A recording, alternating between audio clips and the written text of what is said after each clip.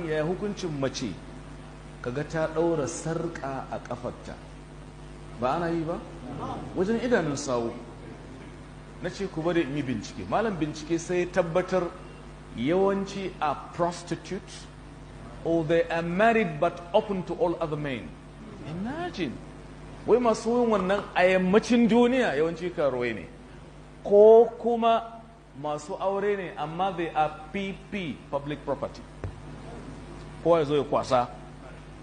astaghfirullah al'azim ko kuma suka ce masu maɗigo suke lesbians yanzu ke musulma duk wani ado da Allah ya baki ya ishe ki karki wala tattabi sabilal mujrimin mufsidin ba kai ba hanyar su karki ce to Allah ce awa mai nasuliya mace yar ado ce ki adon da ba zai bata miki mutunci yanzu kai saurayi